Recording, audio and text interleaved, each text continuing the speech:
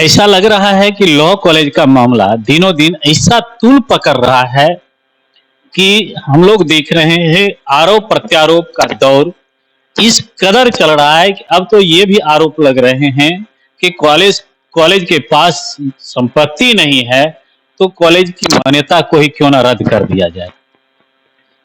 विगत दिनों खबर पोस्ट पर अनिल कुमार सिंह जो भूमिदाता भी हैं आरोप लगा रहे हैं कि कॉलेज के पास यदि संपत्ति नहीं है तो उसकी मान्यता को क्यों न रद्द कर दी जाए। हम जानते हैं कॉलेज के सचिव वरिष्ठ अधिवक्ता विजय महाराज जी हैं। सर, यह बहुत बड़ा भयंकर आरोप अब लग रहा है कि कॉलेज की मान्यता को ही रद्द करने पर। देखिए, आपके चैनल को, आपके न्यूज रिपोर्टिंग्स को मैं वेलकम करता हूं और हर चीज का खंडन आप करवाते हैं।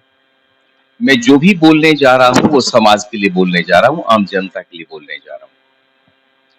अनिल बाबू, अनिल जी कह लीजिए, मेरे बड़े भाई सदस्य हैं, लेकिन निश्चित तौर पे वो अब इस मामले को गुमराह करने का प्रयास कर रहे हैं। पहला सवाल उन्होंने उठा दिया, उसमें उन्होंने अपना जो पीसी किया है, जो उन्होंने खबर पोस्ट पे बोला है, उसमें कई चीज बोली है, पॉलिटिकल मुद्दों को भी उठाया है। तो खैर, पॉलिटिकल पार्टी में मैं हूं नहीं, इसलिए पॉलिटिकल मुद्दों को मैं नहीं उठा सकता। खास तौर पे जहां तक इस कॉलेज से संबंधित मामला है, उस पर निश्चित तौर पे मैं उनको एक सवाल पूछना चाहता हूं और आम जनता के सामने ये सवाल रखना चाहता हूं। पहला सवाल उन्होंने उठाया है कि 2017 में कॉलेज के पदाधिकारियों ने एक पिटीशन लिख के डीसीएलआर के यहाँ दिया, जिसमें कहा कि वो जमीन का विवरण देते हुए कि उस कॉलेज के पास कितनी जमीन है। हमारा जो गवर्निंग बॉडी का जो गठन हुआ है वो आपकी जानकारी के लिए 2021 में हुआ है, मार्च 2021 में। 2017 में क्या किसने दिया, इस बात की मुझे पूर्ण जानकारी तो नहीं है, लेकिन निश्चित तौर पे ये बात मैं कह सकता हूं कि इन गुड फेथ अगर कॉलेज ने लिखा, कॉलेज को क्या पता था कि जो जमीन उन्होंने डोनेट किया वो जमीन अब उनके पास है ही नहीं, तो कॉलेज तो इन गुड फेथ में थी। अगर इस बात को समझें कि 1979 में अगर उन्होंने जमीन को दान दे दिया तो म्यूटेशन करा देते। इतने दातागत बन रहे थे, इतने बड़े लोग बन रहे थे, तो निश्चित तौर पे वो म्यूटेशन भी करा देते थे। जब कॉलेज को इस बात की जरूरत पड़ गई कि अब म्यूटेशन हमारे नाम से हो जाना चाहिए और उसका सर्कुलेशन पदाधिकारियों के पास चली जानी चाहिए, तब उसने म्यूटेशन के लिए एक आवेदन दिया सीओ के यहाँ, और सीओ के यहाँ जो रिपोर्ट आया, कई बार मैं उसको दिखा भी चुका हूं। केवल उसकी लाइनिंग्स को मैं आपके सामने पढ़ देना चाहता हूं। लास्ट लाइन कि वर्णित जवाबबंदी संख्या 1262, जिसके अंदर 3 खेसरा आता है, 1246, 1441 और 1480, इसका बाद संख्या 1785 वर्ष 1983-84 से 5 बीघा जमीन खारिज होकर जवाबबंदी नंबर 1578 पर और बाद संख्या 59 1985-86 के द्वारा 1 बीघा 10 कट्ठा जमीन जवाबबंदी नंबर 1909 पर खारिज किया गया है। वर्तमान में इसमें साफ तौर पे लिखा हुआ है कि 11 कट्ठा 10 दूर जमीन जवाबबंदी संख्या 1262 में शेष अनिल कुमार सिंह, पेशर ब्रजकिशोर प्रसाद सिंह के नाम से दर्ज है और राम कुमारी अयोध्या विधि महाविद्यालय बेगूसराय के नाम से जवाबबंदी दर्ज नहीं है। मैं एक सवाल रखना चाहता हूं आम जनता के साथ। ये लेटर है 9/6/2023 का। जब मेरे कॉलेज ने उसको दाखिल खारिज करने के लिए आवेदन दिया, तब ये सीओ ने रिपोर्ट किया।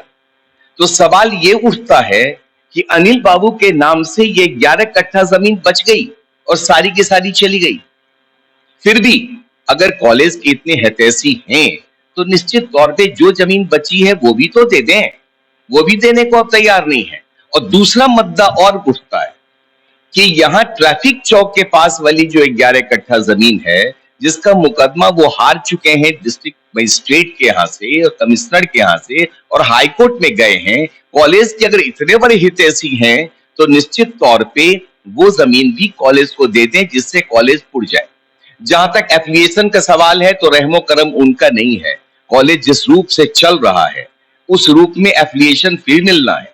और आपकी जानकारी के लिए हम लोगों ने कुछ जमीन कॉलेज के फंड से, जिसमें रामकृष्ण बाबू सचिव थे, उन्होंने खरीदा भी था। तो अब ये समझें आप कि वो गुमराह करने का प्रयास कर रहे हैं। क्यों नहीं जवाब देते हैं अनिल बाबू? वो जो सूट उन्होंने CWJC फाइल किया ऑनरेबल हाई कोर्ट, एक शब्द भी उस पर तो नहीं बोल रहे।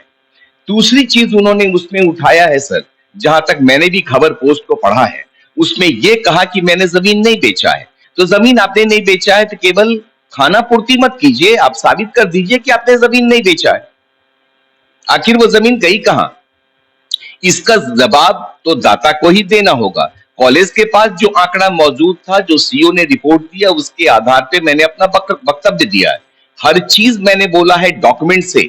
अगर डॉक्यूमेंट गलत है तो मैं गलत हूं, अगर डॉक्यूमेंट सही है तो मैं सही हूं। इसके अलावा एक चीज और उन्होंने उठाया कि वहां पर गबन का मामला है। जनाब 2021 से हमारी गवर्निंग बॉडी बनी है, और अगर एक पैसे का गबन वो साबित कर दें तब मैं मानूं कि अनिल कुमार बाबू ने इसको साबित किया। तो उनके 3 सवाल जो उठाए गए उसका मैंने जवाब दिया। इसके अलावा और कोई जवाब नहीं देना है। उन्होंने ये भी कहा कि विद्वान, चलिए हम विद्वान नहीं हैं, लेकिन निश्चित तौर पे हम सत्यता को उजागर करते हैं। विद्वान तो मेरे बड़े भाई अनिल बाबू हैं, विद्वता के प्रकाष्ठा पे हैं, हर बार अपना स्टेटमेंट बदलते चले जा रहे हो। पहले फॉब न्यूज पर एक मैनेज करा दिया, और फॉब न्यूज का जब मैंने जवाब दिया कि मुझे ओरिजिनल दीजिए, मैं एफएसएल में भेजता हूं, तब उन्होंने न जाने क्या क्या भाषा का इस्तेमाल किया। वो भाषा तो मुझे आती नहीं इस्तेमाल करने, न मैंने वो कटाक्ष सीखा है, न वो भाषा मैंने कभी सीखा है। मैं तो वकील हूं, एक सहनशील इंसान हूं, और एक सहनशील की तरह जवाब देता हूं। यहाँ पे सवाल इसके बाद उन्होंने, जब हमने बताया उनको सारी चीज का, तब उन्होंने खंडन करना शुरू किया। लेकिन एक शब्द CWJC जो पटना हाईकोर्ट में उन्होंने फाइल किया है, जो वो कमिश्नर के यहाँ उन्होंने अपील फाइल किया, उसके संदर्भ में एक लाइन नहीं बोले वो। तो जनाब एक बहुत अच्छी सी चीज है, कहीं पे निगाहें कहीं पे निशाना, मामला यही है। और हम आम जनता के बीच अपनी इस बात को रखना चाहते हैं। अब आम जनता फैसला करे। आज के बाद वो जो भी बोलना है वो बोलते रहेंगे, मैं कोई जवाब नहीं। कॉलेज के ट्रस्ट के लोग जो थे, गवर्निंग बॉडी के लोग, आप 2021 में आए, हो सकता है आपसे पहले जो हों वही बेच चुके होंगे जमीन को, ऐसा भी तो हो सकता है। ऐसा सर कोई अगर आरोप है, अगर क्योंकि वो अनिल सिंह कह रहे हैं कि हमने नहीं बेचा। अगर अनिल सिंह नहीं बेचे तो निश्चित कॉलेज के ही कोई बेचे होंगे। ये दो पक्ष तो यही दो हैं सर। नहीं, मैं समझता हूँ निश्चित तौर पे गवर्निंग बॉडी के आदमी बेच नहीं सकते हैं, क्योंकि जो जमीन कॉलेज को डोनेट की गई, अगर उसको उठाया गया होता, बेचे होते, तो ये बवाल कब का खड़ा हो गया होता, हमारी जानकारी में होती। और इसमें तो ये भी होता है सर कि जमाबंदी अनिल सिंह के नाम से 11 कट्ठे का टोटल सर, टोटल जमीन हाँ, वो अनिल बाबू की, जमाबंदी अनिल बाबू की 1262। और अगर गवर्निंग बॉडी के कोई मेंबर या कॉलेज के प्राचार्य उसको बेचते जमाबंदी किसी साहब, अगर उसको बेचते तो इस बात को भी अनिल बाबू को उठाना चाहिए था। ये सवाल उठना चाहिए था कि 11 कट्ठा उनके जमीन में बची हुई है और रेस्ट जमीन उनकी बिक गई। क्योंकि साफ तौर पे आप सीओ के लेटर को पढ़ेंगे तो उसमें है कि 11 कट्ठा 10 फुट जमीन अभी भी 1262 में शेष बचा हुआ है। तो अगर बेच दिया तो इस सवाल को तो उठाना चाहिए था अनिल बाबू को, अगर कॉलेज के हितैषी है तो। अगर यहां पर मात्र एक संस्थान है लॉ कॉलेज, आपको मैं बता दूं साहब, कोरोना के समय में जब सारा का सारा कॉलेज बंद था, मेरे यहाँ ऑनलाइन क्लासेस हो रहे थे। बच्चे ऑनलाइन गूगल मीट पे मिलते थे और उन बच्चों को पढ़ाया जाता था। आज मैं डाउट क्लास क्लियर करता हूं सर, मेरे हर टीचर के पास गूगल मीट अवेलेबल है, और डाउट किसी बच्चे को होता है कि he can ask the question, उसका एक समय हमने निर्धारित कर दिया है। तो मैं नहीं समझता कि पहले कोई गवर्निंग बॉडी ने इस तरह का किया होगा। जैसा मैंने देखा कि राम बाबू चौधरी जी का भी आपने स्टेटमेंट लिया है। राम बाबू चौधरी जी भी यहाँ के सचिव रह चुके हैं, और उनके वक्तव्य से भी मुझे नहीं लगता है कि इस तरह की कोई हरकत हुई होगी।